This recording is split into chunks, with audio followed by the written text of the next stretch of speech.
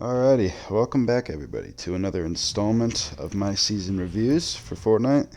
This time we'll be going over Chapter 3 Season 2, and I am very excited for this one because I have a lot of mixed feelings about this season that I cannot wait to portray.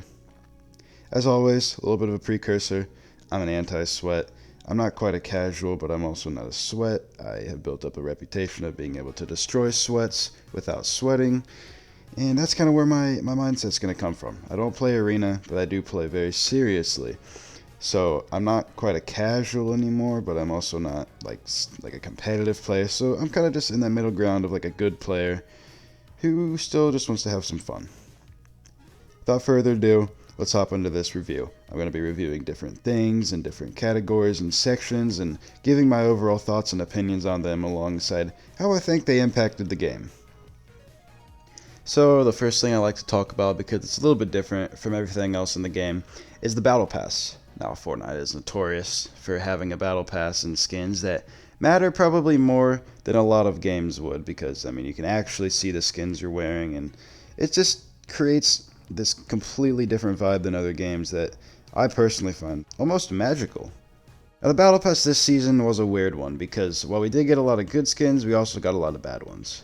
Starting off, we have the Suki 2.0 skin, the sort of anime robot girl. This one was a weird pick because while her Omni Sword is one of the best pickaxes in the entire game, and a lot better than the Haven masks last season, the skin itself, I don't really understand it being in the Battle Pass. Sure, Battle Pass doesn't have to have every single skin relate to the season, but this one was just kind of so out there that it didn't really make sense. You could have thrown in a skin that like at least somewhat represented war and battling, but I will say her styles are very good. I don't like the normal one with the hair that like flows really far down, but the one with the hair up, especially that tier 141, it's like super like feminine and glittery, yet somehow I still like it a lot. If her skin looks gay and I like it, I mean, I gotta give him props for that. So yeah, I mean, the skin was pretty good. I don't know why it's tier 1 in the Battle Pass. I think that should have been like a customizable soldier for either IO or the 7. I think that would have been a lot cooler. But in the end, it wasn't a horrible skin, and it also wasn't a really bad one to get in the Battle Pass. So this one was pretty good. Our next skin up is going to be Gunner. Now this one's weird because I think it's supposed to be the meme skin of the Battle Pass. I mean, it's a crime if they make a Battle Pass without a meme skin, right? So this one is where the llama guy was last season. It's the same spot, so I assume this was going to be the meme skin of the season. It's not really like, it doesn't give me the meme vibes, but it's still a pretty funny skin. He's like, oh, just his build and just how he's so tough, and then he's got like that emo boy haircut. It's kind of funny, I guess. But I actually enjoyed this skin. Something about how the skin is supposed to be like a little mini version of Brutus. It's built like Brutus, but not like chunky all around. He just has some like really broad shoulders and a big chest. But other than that, his build isn't too out of the ordinary, and it actually looks really cool in my opinion. So yeah, I actually very much enjoy this skin, surprisingly. He has a lot of styles. Some of them are kind of crazy, some of them are really clean, and I actually really like all of them. I think they all fit very well for the skin, and truly, I mean, probably my favorite skin for the super styles. Really clean looking skin for what was meant to be the meme skin. I'm a little bit iffy on the helmet, but other than that, nah, actually great skin. Okay, now here's where things start to fall off. Mrs. Kiara KO. Not a fan of this one, man. At first I was like, I mean, it's mid and it's okay. It fits with the season, don't get me wrong. It's like, she's like some rogue, rebellious, battling person. I'm not quite sure, like, what role she would serve in a military. But, like, I guess it works, and the skin does have a lot of personality, but it's just kind of stupid. You know, she's running around on the battlefield with, like, pink hair and, like, a blue shirt and stuff, and it just, I don't know, it's just such a boring, bland, plain skin, and almost none of her cosmetics, no, actually take that back, none of her cosmetics are of any appeal to me, maybe besides the contrail. The styles and stuff, I think I've worn the black version with the helmet once because it's not, like, terrible, but she's just boring. She's just so plain and bland. I don't really understand why so many people like her. Like, I'm not saying she shouldn't be in the Battle Pass, but I'm just not a fan of how she looks, and I've worn the skin like once, and I mean, even all the super styles and stuff don't look good on her. There really just nothing looks good on her. Understand it, it fits, just could have been better. Now here's where things start to get good again. We have the Imagined. Now the Imagined, well, I don't really like her normal colors. I understand that it's unique and it's a little bit different than the other members of the Seven, but yeah, in the end, she makes sense. She's a member of the Seven in the Battle Pass, and especially that purple style. Oh my gosh, looks so clean. I don't understand why the two best characters in the Battle Pass, the two Seven members, didn't get the super styles. Do you know how cool it would be to have like a glowing green and gold 7 character? I don't know why they didn't give the super styles to these characters, because they're the only 2 characters in the Battle Pass, maybe besides Gunner, that I actually care about. But yeah, the Imagined is a really cool skin. She's got a really cool set with her wings and then her big glider along with her sword. Just an overall really cool skin with even more personality, because we actually hear her in the challenges and stuff, and it really sets up a lot of mystery with her being the Imagined and her sister being the Order. She's the first like female 7 member too, so that was a little bit different, and overall just a different skin that fits so well. I really enjoyed this skin, and I wish that there was more styles to her than the ones that she got. Alright, and the next one is weird to say the least. Orisa, the anime skin. While I do very much enjoy the colors that this one has, especially on the super styles, I think the cell shading and the coloring works together really well, and I actually run the skin a decent amount because of it. It's an anime cat girl. I want to know how in the world the game has gone from, dude, look at these cool unique skins in the Battle Pass, to, alright, let's just throw a cat girl in there. I don't understand it. You could have made this skin so good if you just didn't make it an anime skin. I actually kind of like how it looks with the cell shading though. I think it makes it look a lot better actually, so I don't really mind that part of it. I mean, I've strictly not bought anime skins before because I think most of them are weird, and this one I actually didn't mind. But then you make her like a furry. She's got cat ears and a helmet with the cat face. Why? Why in the world did we have to stoop to the level of the internet furries and the Discord moderators? Please tell me right now why I am forced in my Battle Pass to buy every single item. I didn't want the furry styles. If I could have just not bought that stupid helmet, it wouldn't have been as bad. But she already like poses like one, and it's just weird. I don't know why they had to make the weird furry anime girl. Just make it like a normal anime skin, and it wouldn't have been bad, especially with her sort of assassin-esque look to her. It would have been kind of cool and fit with the Battle Pass as an assassin for a side if you could have just slapped like a logo on her or something. So this one I don't really know if I like it or if I hate it. I do run it a decent amount, especially lately with the super styles. The one with the super enlightened with like the gold and the green and the black hair looks really clean. But the stupid helmet and the stupid cat ears just kind of ruin it. So this one's kind of mid for me.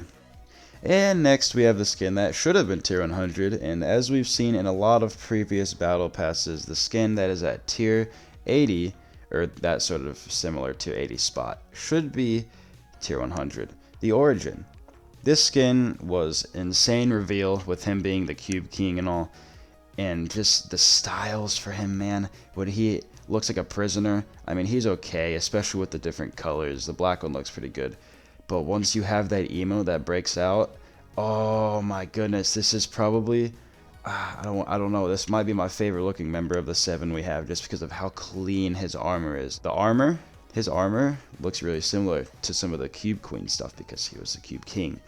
And while I don't like the hands, I think that the colors on the hands kind of making combos with it difficult, because your brain instantly goes to, hey, let me do something purple or orange because it would match the hands. You know, in the end, it makes sense, so I can't really be mad at it.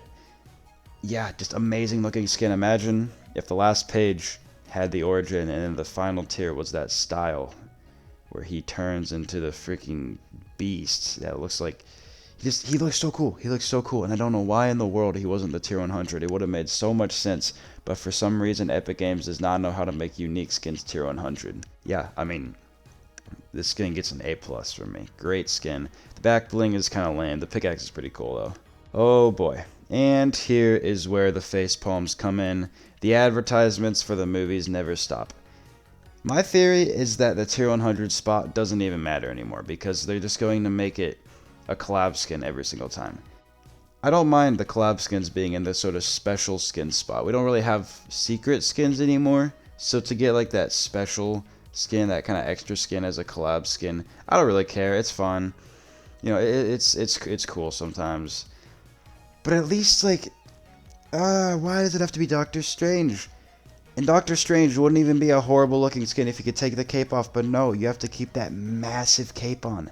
I mean, we saw how they did it with Prowler and Moon Knight, how you could take the cape off of the skin if you wanted to. I don't know why they don't give us that option with skins, with capes.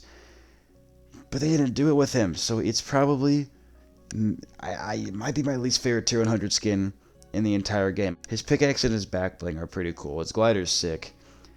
But it's just dumb. Why in the world? I wouldn't care about Doctor Strange if you just threw him somewhere in the Battle Pass. But tier 100? The tier 100 spot used to be the pinnacle of the Battle Pass. Do you remember seeing Midas? Seeing the Eternal Night skin? Oh my goodness, tier 100. Look at Omega. Man, that skin's so cool. Whoa, Dire? It's a freaking wolf, dude. That's cool. Now we just get advertisements. And even if they make sense for the season, like Rick, it doesn't need to be a tier 100. So this skin is like an F for me. I really, really dislike this skin. And it's just so stupid how easily they could just move the spot of this skin as they could do with other skins. And it wouldn't matter. But then they have to make it like, oh, grind the entire battle pass to get this. I don't want to grind my entire battle pass to get a skin I don't want. I want to spend the entire season thinking, man, I really, really want to get to this tier 100 spot. And I'm going to grind and I'm going to do everything I can to get to it. And it's going to feel so rewarding. Instead, once I got the origin, I basically was done. There's only one skin left, and this one's Prowler. Now this one actually somewhat makes sense for this season with them keeping Daily Bugle in. I don't know why we didn't get Miles Morales. But yeah, Prowler is a really, really cool skin. Guess what? His cape's cool. My favorite feature about him is the fact you can take the cape off. Oh my gosh, this skin is so clean and so cool without the cape on. I have not worn it with the cape, even though I think the cape is cool. I have not worn it with the cape once, and I run this skin all the time. It looks so clean, so nice, and the fact that like the IO hired him or something. See, you can fit a collab skin into the battle pass and make it make sense. You don't just have to put in a stupid skin for no reason. So this skin was really, really good, and I really liked it. Okay, next subject. Let's talk about the map. The map is weird. The map is really, really a weird subject this season because while there wasn't a whole ton of POI changes, a lot still changed. So we saw something that we had never seen anything like before with the blimps. I mean, I guess the little hovering things from Season 9 were kind of like it, but the blimps were crazy. They were these massive floating fortresses that you could get so much loot off of, and really, really made for a great vantage point in no builds. I think a lot of the map this season was good for no builds, and I think some of it was not good. I'll explain that later when we talk about no builds. But oh my goodness, the blimps were so cool, and the fact that they were at almost every POI on the map made them even better. My issue with the blimps is that they all crashed. While I understand it, you know, storyline-wise, you can't have the 7 take over a POI and then keep the IO things up. They could have, well, I don't know, given it a fresh coat of paint and kept some of them up. I liked that some of them crashed, but, you know, Coney, Blimp, that was my drop spot because I could land there and be like right in the middle of the map next to pretty much anything I could ever possibly want to be by. Get all the loot I could, and then I could just sit up there and shoot at people. And for no builds, this is how I got my first solo win this season. You'll be able to sit up there and snipe everyone around you, and it was really cool. Enough talking about the blimps, though. As much as I really liked them, they weren't quite as cool as some of the other parts of this map. Now, the fortress. Fortress is cool. I thought it was really cool that they had a really big version of the drill, and it was in a spot on the map where I thought there needed to be a POI, You know, I put some buildings there and stuff in my map concept for Season 2, and you can go watch that if you want. I think mine was like a lot better than this season's, personally, but that's just because I had a lot more stuff. But yeah, the Fortress was a really cool POI. Surprisingly, a lot of loot, and if you could keep your distance, Sloan wasn't terribly hard to fight. And then we get to Synapse Station, one of my favorite spots on this whole map. I love the vibe of it, how it sort of fits in with that 7, almost like, if you guys ever watched Star Wars, Jabba the Hutt, it looks like his palace, and for some reason I just love that look for the 7. I don't know, it's really weird and specific, but I like it. And just the fact that it was once again the spot on the map that I thought could use a POI, yet they managed to somehow make it so, it feels so massive. They made it feel so big, even though it's not huge, but it feels really, really big, and it fits with the terrain so well, and I just really applaud them for this POI, and I think it's great that this is sort of, the lore for this POI is sort of where the scientists and stuff builds all the new tech for the 7, so the battle buses and the tanks and stuff, he sort of builds those as they take over the map and can steal the IO stuff. But the thing is, we didn't really get much else. There was some reskins of the POIs that were taken over by the IO, but the main attraction for the map, I would say, was actually the unmarked things. Not just the blimps, but the different little spots on the map were really, really good and really, really fun to land at, even if they weren't, like, named POIs. So I certainly do think that there could have been a couple more POIs on the map. I think what we got was definitely sufficient. And it wasn't quite underwhelming, but it also wasn't overwhelming. The blimps didn't really blow my mind, but they at least got me like, whoa, that's unique, I didn't think of that. But then, we got one of the best spots on the map, the Collider. Now, this is being made 3 days before the event, super hyped for that, by the way. But the Collider seems to be very, very important, as it looks like it's going to basically blow up the map. And if we can prevent that, then obviously good thing. But I'm a little bit confused about why there is so much there. Like, in a good way, I'm confused about why there is so much loot and so many places to land. All the bosses are there, basically, and it's just a really good POI overall. I mean, I guess we could consider Command Cavern as a new POI. I certainly consider it to be its own new thing. It's great. Like, I love all the additions to it, and it makes it even more accessible to people, especially with that blimp. To just have everyone who wants to land there be able to land there, instead of it before where it was like there's a lot there, but so many people wanted to land there that it was almost not sufficient, even though there was a ton there. Now it's like the entire lobby can land there and get anything they want, and I love that. So yeah, the map overall was good. It wasn't perfect. There could have been a little bit more, but what we got was actually really good. Let's call it like a 7 or an 8. Oh yeah, by the way, rip Tilted. Don't really know why they only did that to Tilted, but I mean, it's kind of cool, I guess. I just wish they would leave it alone. Alrighty, now, we've talked about a lot so far, but we haven't quite reached the biggest part of this season, which also happens to be maybe one of the biggest things ever done to this video game, and that's zero build. In my opinion, this is one of the best things that they have ever done to this video game. The skill gap with building and editing had gotten so high that they needed a solution. Not only did they manage to fit zero build into the storyline perfectly, but they managed to do it in such a fun, exciting way that although it certainly could use some fine-tuning, it's very, very, very fun. The word fun is an understatement for this game mode.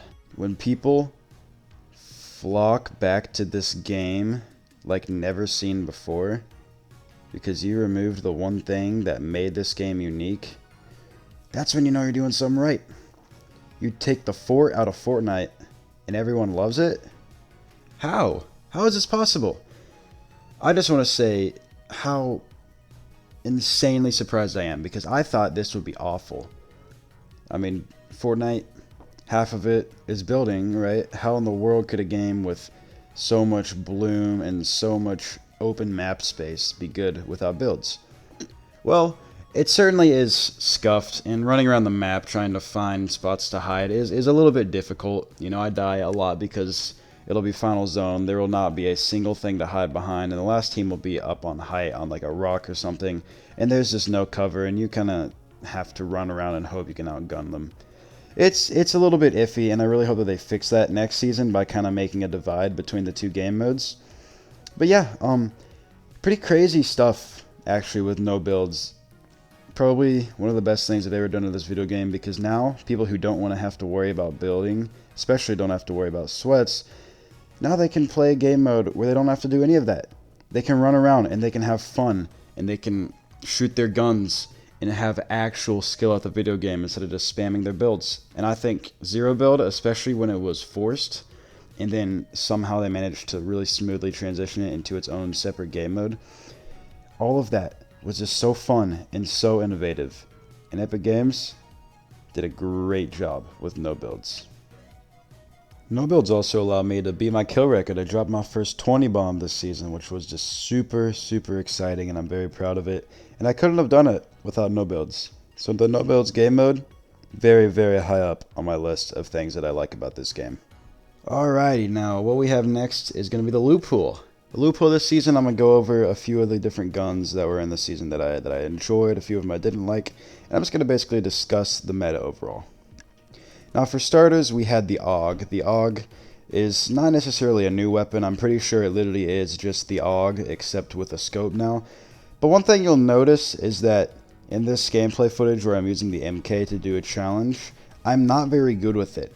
I'm actually really bad with any red dot weapon in any video game, especially when they have as much kick as the AUG or the MK.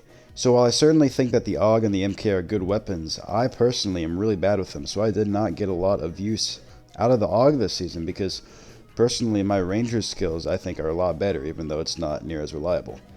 It's also kind of boring just watching every single good player in the video game make videos where they have an AUG and they just sit there and they just pick off kills with the AUG from a mile away. It's pretty boring. It's pretty bland, but I understand it. So yeah, I liked the AUG personally. I thought it was really good, but I just wasn't like personally good with it, so I didn't use it a whole lot. So yeah, I mean, it worked for some people who can control recoil, especially ones who play on keyboard and mouse and stuff. But for me personally, I just wasn't very good with it this season. I also learned this season that I'm really good with the normal AUG, which kind of made me sad that now we have to play with this one. Next up, I got the elephant in the room, which is the drum shotgun. I actually really like the drum shotgun. I know it feels a little bit busted and it is pretty hard to counter. I just think for no builds, to have that one gun that you can hit a decent amount of damage from pretty much any range that you need to is pretty solid. You have the AUG for far range, but then for close range and sometimes even pretty medium range, you can have that drum shotgun, which is a replacement for the overpowered SMGs. And I really appreciate that. So yeah, while it can be annoying to fight against sometimes, I certainly do think it fits really well with the no build glue pool. Next is going to be the revolver. I really like the revolver. I like how they reskinned it along with like the drum shotgun and stuff. They picked a lot of guns this season that felt very military-like. And while that is good, I feel like some of them were either really good weapons or they were military-looking weapons. And there wasn't really a good middle ground, so either it was an overpowered spammy weapon that was military themed, or it was a good weapon that might not have been military themed. So I don't know, it was just like a mix between, is it on theme or does it fit with the season? Because as you'll see in this gameplay footage, I'm getting beamed out of the sky and then I'm getting spammed and 5 people will be throwing rockets and airstrikes at me, and it's really annoying to fight against sometimes, and the spam this season is insane. So yeah, I just kind of wanted to highlight that little bit of a divide. It's pretty annoying and hard to fight against. But anyways, back to what I was saying about the revolver. Yeah, no, I absolutely love what they did with it. It's honestly, what it is it's a deagle that shoots, I think, a little bit faster, but doesn't have as much damage. So I'm not quite sure I really like it more than the deagle, but I do think it is a really fun weapon to use, and I got some pretty cool clips from it this season, just dinking people in the head for like 70 to 100 damage from far away. It's not quite as rewarding as it should be, but it is really fun to use. Alright, and next we got the Combat SMG. I don't know why in the world Epic Games insists to make the SMG so broken and the shotgun so underpowered, but they've done that. I mean, I was so disappointed to find that the striker and the auto and the stinger were all still in the game at the start of the season. I thought for sure the pump and the tack would be in. I mean, we'll talk about that later. But yeah, no, the combat SMG just reinforces the sort of boring, overpowered loot pool that we've had. You know, I don't understand why we need to have so many busted SMGs, but they really want it. And yeah, so I wasn't a fan of this weapon. You know, I liked how it sort of, maybe, kind of acted as a replacement for a rifle, but not really. So, I mean, in the end, I think it's just a more overpowered version of the Stinger. It's definitely less overpowered than it was before. It does certainly have a lot more kick, which makes me not very good with it. I actually have had decently bad SMG aim with the 2 new SMGs this season, and I don't know what they changed about it necessarily, besides maybe making them have a little bit more recoil. But I actually have not been hitting very many shots at all with my SMGs lately, besides like the normal ones. So yeah, I mean, I'll give them that. They certainly are helping make them a little bit less overpowered, but this one, there's no reason to have an even stronger SMG than the Stinger in the game. Now, there's a couple more. The Anvil rocket launcher, for one, I like to use a lot in Team Rumble and stuff, but in an actual game, while it certainly can force people out of positioning and it is very unique, in build mode, it doesn't destroy near as much as I think it should, and that kind of, takes away a little bit of the credibility of it being a strong weapon. So while I do enjoy it, it could have been a little bit better. We also have the Ranger shotgun. This one is kind of a gun with no point. While I like that it is a unique shotgun that hits pretty good damage, now that the striker is a little bit better, there isn't really a whole point to run the Ranger, because while you do get a lot of good range from it, especially in no builds, there's a drum shotgun and an auto shotgun that will help you pick off enemies faster and more enemies at a time. And then there's also the striker for if you're really right up next to someone and you can try and hit a good amount of damage. So yeah, I really do enjoy this weapon. It just wasn't as good as it could have been. There was also the heavy sniper, which, I mean, we can talk about what happened with the heavy sniper and the headshot damage later in the video. I will be having an entire section on that. So yeah, while that is annoying, I still think the heavy sniper is probably one of the best snipers in the game. Very fun weapon to use and fit with the theme of the season.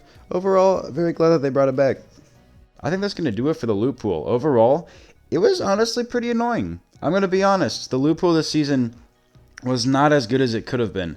And while there certainly was a lot of good, the unvaulting of airstrikes and rift to goes and balloons and things was really, really fun and really cool, and definitely some of them fit the military theme. I don't quite think that they got the loot pool right in terms of the guns, because while it wasn't bad, it was pretty annoying and hard to fight against, which is, in my opinion, what matters the most. Sure, you can have a boring loot pool like Chapter 2 Season 1, but at least it was balanced. So yeah, overall the loot pool is probably a little bit worse than it is good to me, but at the same time, I don't mind it. Alrighty, so another great thing that they added this season was the new movement abilities. Being able to just run around really fast and climb things, it's just like sliding. Now that I've played with it, I don't think I could play without it. So tack sprinting is something that I don't really get to use a lot because I use left stick as my run button, as most people do. But at the same time, I use left stick as my edit button. But for some reason, you can't have running binded when you're not in your edit menu. But you can only have it bound or edit. So if on my left stick I want to have edit bound, then that means I cannot also bind running to that. So if I want to press down on my left stick while I'm running to hit the tactical sprint, I can't do that. I have to trade that out for editing, so I have to turn it on every single time I want to play no builds, which is really, really annoying. And quite frankly, I don't understand why, or honestly, the thought process behind doing that. But it's really annoying, and it's not something that I think they should have done or really had rhyme or reason to do. But yeah, the tactical spinning itself, I think it's great. I really, really like how they implemented it, especially with no builds, and it really does make the game a lot easier to play when you're trying to run around and not get shot. Also, there was the mantling, and the mantling was probably my favorite part because I can still use this, and to just be able to not have to build everywhere is so nice, and I really appreciate being able to just climb. Like, It's not something that you would think of. You wouldn't think of, oh, I need to climb, until you actually can do it. And then all of a sudden, climbing seems really, really appealing. So yeah, in the end, I absolutely love the new movement abilities, and I think they were one of the best parts of the season. Alright, now it is time to get serious. I'm going to get pretty passionate here. Let's talk about the changes to headshots. Not just in snipers, but in shotguns. So in my opinion, which I think is also pretty objective here, I think that this season they implemented the worst change that has ever been implemented in the game's history. No more one-shot headshots. Let me explain. When's the last time you hit a Fortnite clip? When's the last time you saw a Fortnite clip? You watched something cool happen, or you saw a really, really cool trick shot snipe. And you saw them hit their weapon for like a one shot, 200 and something to this person's dome, and it was really satisfying and really cool. Well, ladies and gentlemen, the pinnacle of skill for this game for a long time has been shotguns, especially the pump shotgun. It was always so reliable, and they even made it so that only the gold pumps could do 200 damage to the head. But ladies and gentlemen, what you're watching in the background is my first game with this new pump shotgun, which feels completely different, by the way. When I heard that they had nerfed the pump shotgun so it couldn't one pump to the head anymore. It is a nerf, by the way. I don't care that it can do 128 to the body. I screamed. And I made a video on my channel. It's a YouTube short of me absolutely losing my mind over this, because it is the worst thing that they possibly, maybe that they possibly could have done to this game, and the worst thing they ever have done to this game. Anyone from skilled players to bad players, sweats to pros to ultra casual players, everybody likes the pump. Even if they don't like the pump, I don't know one person on this planet who thinks poorly of it, who thinks that it's bad, or who thinks that it's overpowered. Who in the world thinks that the pump shotgun is overpowered? It was a very reliable weapon that rewarded accuracy. And the pump in almost every other shotgun, except for the dragon shotgun, now cannot one pump to the head. And while in a normal game scenario this isn't a huge deal, it is a big deal, but it's not a huge deal because you'll have an SMG. What happens to things like 1v1s? Or box fights and build fights? Or basically all of creative mode, where literally it is typically pump shotgun. And that's it. There might be a secondary, who knows? But there's a pump shotgun. And that pump shotgun, if you were good, you could reliably one-shot your enemies almost every time.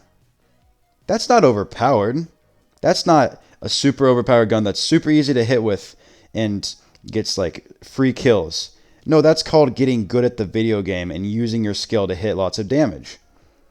The pump shotgun now is not like that. I have probably lost 100 kills. Well, maybe not 100, that's a lot. I've lost a lot of kills since this change was implemented, because I will hit my opponents for 185, and I won't be able to pull a pickaxe out in time. As a matter of fact, I have to run an SMG in creative mode now. I have to. Before, I would run a pump shotgun and nothing. Almost every single time I would play a build fight or something like BHE, which I'm playing right now in the background, which is probably one of my favorite creative maps. Very fun map to just fight people in. Anytime I would play pretty much any creative map that involved fighting and building, I would take the pump shotgun, a gold pump shotgun, and that was it. And I could reliably get kills with this weapon, because while I wouldn't hit 200 every time, I would hit it a lot of the time. And it was such a good play of my skill. If you watch any montage, especially of mine, almost every clip involves a 200 pump. As a matter of fact, the phrase one pump or 200 pump is a thing. Not because the pump shotgun was the only gun that could do it, but because the pump shotgun was the best and most popular gun that could do it. As a matter of fact, when you look at Fortnite, you're either going to think of the SCAR or you're going to think of the pump shotgun. There's nothing else that really sums up the game's fun than the most reliable weapon, which was the SCAR, or the pretty much best weapon in terms of skill, which is the pump shotgun. Not only can the pump shotgun and any other shotgun besides the Dragon's Breath not one pump, but snipers can't do it either. There is only a few snipers, if not only the bolt action sniper left in this game. I don't know others besides the bolt, but I'm sure there are some. There are only a few snipers left. There are only a few snipers left that can one-shot. I will always remember and have remembered this almost every single time I've shot with a sniper. A clip of, I think it was Ninja and Cypher PK, who were making fun of someone complaining about how snipers one-shot. And they said, there is not a video game you will find where snipers don't one-shot. Ladies and gentlemen, Fortnite is that. Fortnite is now the laughing stock of the gaming industry. When you see them say that they are a competitive game, when you see all the cool clips from people, and you walk up to someone with a golden spaz, or you snipe someone in the head with a sniper rifle, you hit every single shot perfectly in the center of their forehead, and you can't one-shot them, is Fortnite one of the first games to do this? And it's not even like all the shotguns did this. There were ones that were worse, at least maybe better in other aspects, but generally worse than the pump and other guns similar to the pump that didn't one-shot. And that was okay because not every gun should. Not every sniper should. But those base ones that involve the most skill should be the ones to one-shot. So ladies and gentlemen, something that brings this season down a lot for me is the fact that I think they made the worst change they've ever made to this game by removing one pumps. Because everybody in the community, especially ones that have a decent amount of skill. Listen, I'm not a sweat. I don't like sweats. I've spent probably 500 hours the past, 7 or 8 months grinding to become as good as I can to fight sweats without sweating. But I still think that their game should matter too. The pump shotgun, build fights, and clips are typically things that sweats do. I like doing them. I'm not a sweat. Lots of my friends like doing them. Most of my friends aren't sweats. But those are just typically the things popularized by sweats. What are they going to do now? What are they going to do? Hit someone for 185 and then instantly lose their kill? You can't just instantly switch to your pickaxe every single time you want to get a kill. And it's so dumb. I don't know why they did this. There was no reason to do this. But this gets me so worried. My friends were already threatening to quit the game the second that change was made. Because why wouldn't they? Why would someone who plays the game to have fun all of a sudden stay playing the game when the fun guns are gone? This happened to Rainbow Six Siege. Rainbow Six Siege was my favorite game for a long time. And one of the things they did that made me stop maining that game, and made a lot of people stop, was the fact that they were making all the guns bad. All of the fun guns, not overpowered guns, but just good guns like the R4C and things that were just very reliable and just kind of staples of good players, were all of a sudden removed. You could no longer use that gun without having insane recoil, which I consider to basically just be removing that gun. Like, you might as well take it out of the game at that point. You might as well take the pump shotgun out of the game at this point. Because this isn't the pump shotgun. This is a gray pump. This is a green pump. Not a gold pump. The spaz has always been a fan favorite weapon. I see so many people go into creative and they just grab the drum shotgun now. They just grab a striker now. Because why would they grab a pump? People who use snipers, I don't see that anymore. I don't see people using snipers a whole bunch anymore because most of the snipers suck. So yeah, I'm going to leave off with this. I'm going to do theories next. This isn't the end of the video. But I'm going to leave off my season review with this. Epic Games made the worst change they ever made to this video game this season. And that is going to affect my opinion on this season more than anything else. Epic Games, screw you. Alrighty, now, this theory section is going to be a little bit different from normal. So, first up, spoiler warning. I'm about to say some spoilers for next season right now. If you don't want to hear them, click off the video right now. Thank you for watching. Don't go past here. 3, 2, 1. Alright, you've had your chance. you're basically screwing yourself. If you don't want to see spoilers and you're going past this. If you do want to see spoilers, you're in luck. I haven't seen a lot from next season. I have purposefully avoided spoilers, but I have seen a couple things. One of those things is that the name of next season is called Drought. Now, Chapter 2, Season 3 was my second favorite season of all time. It was my favorite season of Chapter 2, right? And, I mean, was part of the best time period of my entire life. It was very fun, and I loved it, and I enjoyed it, and it was maybe the best map we've ever had. I don't know. But anyways, I loved it. I loved it beyond pretty much anything. I loved it. So to have a season the opposite of that called Drought, where instead of being water themed, it's literally about the absence of water, I don't know what they could do for that. Because for the water season, I was also like unsure, but I was angry. I was like, this sounds dumb. I don't know what they're going to do. It's going to be so stupid. How in the world can they make a season based off of water fun? And they did it with all like the trash islands and stuff, and then the little bit of like war going on. They did it in a very unique way that I never expected anything even close to what happened to happen. So for this to be unique is what I'm hoping for. If they can somehow manage to make the absence of water interesting, I can't wait. My theory that I've had that I was going to put into this video was that next season would be about lava. Because if we were flooded with water in Chapter 2, Season 3, wouldn't it be funny if we were flooded with lava this time? And with Darth Vader, another spoiler, Darth Vader showing up at the Daily Bugle, which I also predicted the second I heard Darth Vader, him and his lava fortress castle thingy are going to be at the Daily Bugle next season. So that's exciting. And I was thinking like, oh, all the lava, right? Darth Vader's fortress is perfect for Volcano because it's on Mustafar, which is literally a lava planet. That'll be fun. That'll be exciting. We could have the map flooded with lava instead of water. That doesn't appear to be the case, but it does appear to be very similar to that. So my theories, first off, the Tilted's going to be destroyed. I'm sorry, I don't want it to happen either, but it's at too good of a spot in the map for them to not do something with it. And it's destroyed now, and I really wish they would just leave it there the entire chapter, but I don't think they're going to, because, I mean, obviously Collider is going to be destroyed. Whether they win or they lose, it's going to blow up either way, so that's going to be gone. I'm assuming everywhere close to it, like Coney, maybe Shifty, definitely Tilted, and the Fortress and stuff, are going to be destroyed. And that, I mean, there's a lot of potential there. I'm hoping they do some stuff on the outskirts of the map too, but there's a lot of potential for map changes there, so I can't wait to see how that turns out. I'm also predicting it to kind of be post-apocalyptic, right? We have a war season. It would only make sense for after the war, it to kind of be an apocalypse.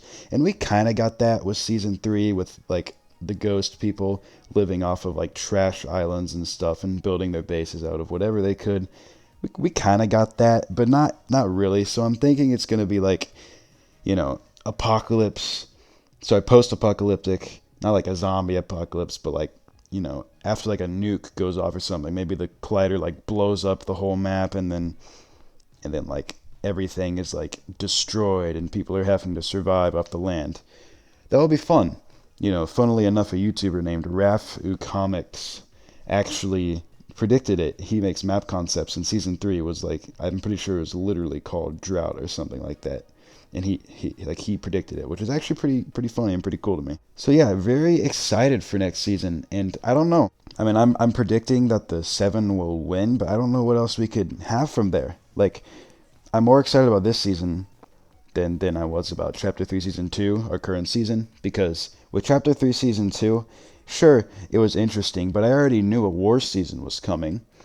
You know, there is not a whole lot, maybe besides the blimps, that they did that was unexpected. Right? A war season, okay, you're going to have two sides, they're going to be fighting, they're going to have resources and lots of heavy weaponry, you know, probably like tanks, maybe like air vehicles and stuff, lots of like explosives.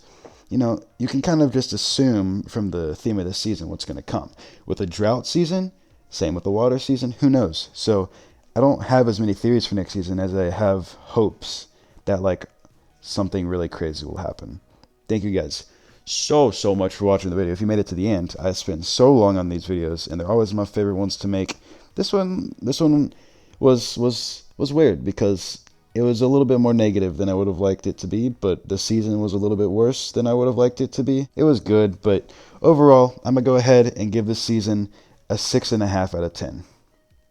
While I love things like no builds and the new movement, the loot pool was pretty annoying. The pump shotgun change was extraordinarily horrible, especially when it comes to like headshots for like every other gun in the game. It was horrible, worst thing they've ever done to the game, and just those things really do bring it down. It might go up to a 7 or something later on, like I did with season 7, but yeah, I mean, overall, I did not have near as much fun playing this season as normal. To put it into perspective, I was level 301 last season, and this season I'm currently, as of recording, 193, and I always get to tier 200. So, I mean, to put it into perspective, I have not played a little bit as much as normal. Then again, there was like an extra month for last season over this season, but I don't know. It wasn't as fun as last season. The map, I'm gonna give the map a 7.5. It was good. They could have done like 1 or 2 more POIs and it would have been like really good, but it was good. Loot pool, I'm gonna go ahead and give the loot pool a 5. Not enough changed. It was pretty boring, and I liked what we had at the start, but by the end, it was just pretty annoying. Thank you guys so much for watching the video. I mean, I love you guys. Dude just loves you guys even more. Thank you, thank you, thank you. I can't thank you enough for watching this entire video. And yeah, hopefully I'll see you in the next one of these. And hopefully next season is fun. See ya.